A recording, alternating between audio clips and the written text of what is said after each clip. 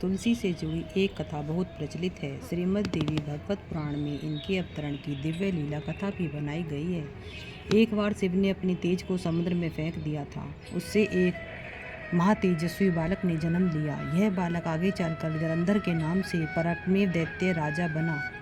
इसकी राजधानी का नाम जलंधर नगरी था। दैत्यराज कालनेमी की कन्या वृंदा का विवाह जलंधर से हुआ। जालंधर महाराक्षस था। अपनी सत्ता के मद में चूर उसने माता लक्ष्मी को पाने की कामना से युद्ध किया, परंतु समुद्र से ही उत्पन्न होने के कारण माता लक्ष्मी ने उसे अपने भाई के रूप में स्वीकार किया। वहां से पराजित होकर वह देवी पार्वती को पाने की लालसा से कैलाश पर्वत पर गया। भगवान देवादिदेव शिव का ही रूप धरकर माता पार्वती के समीप गया, परंतु माँ ने अपने योगबल से उसे तुरंत पहचान तथा वहां से अंतर्ध्यान हो गई। देवी पार्वती के क्रुद्ध होकर सारा वृतांत भगवान विष्णु को सुनाया।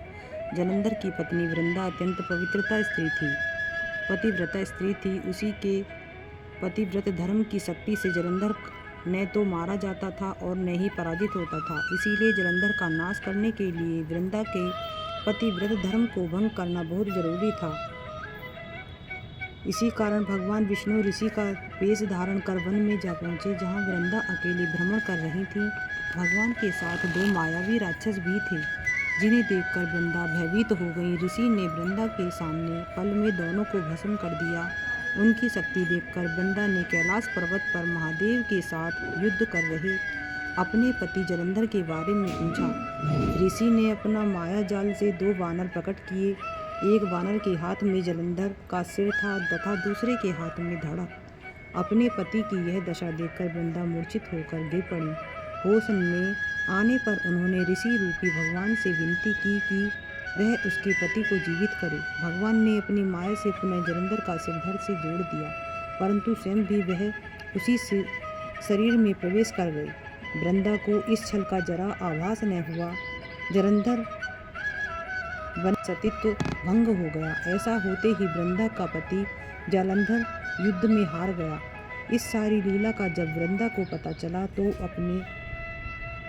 तो उसने क्रुद्ध होकर भगवान विष्णु को शिला होने का श्राप दे दिया तथा स्वयं सती हो गई। जहाँ वृंदा भस्म हुई वहाँ तुलसी का पौधा उगा।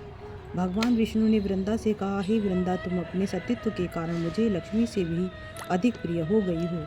अब तुम तुलसी के रूप में सदा मेरे साथ रहोगी। जो मनुष्य भी मेरे शालिग्राम रूप के साथ तुलसी का विवाह करेगा, उसे इस लोक और परलोक में विपुल यश प्राप्त होगा। जिस घर में तुलसी होती है वहाँ यम के दूत भी असमय नहीं आ जा सकते। गंगा व नर्मदा के जल में स्नान तथा तुलसी की पूजन बराबर माना जाता है। चाहे मनुष्य कितना भी पापी क्यों न हो, मृत्यु के समय जिसके प्राण मंजरी सहित तुलसी और गंगा जल मुख में रखकर निकल जाते हैं, वह पापों से मुक्त होकर वैकुंठ धाम को प्राप्त होता है। जो मनुष्य तुलसी व आंवलों की छाया में अपने पितरों का श्राद्ध करता है, उसके पितर मोक्ष को प्राप्त हो जाते हैं। बोल श्री राधे श्याम।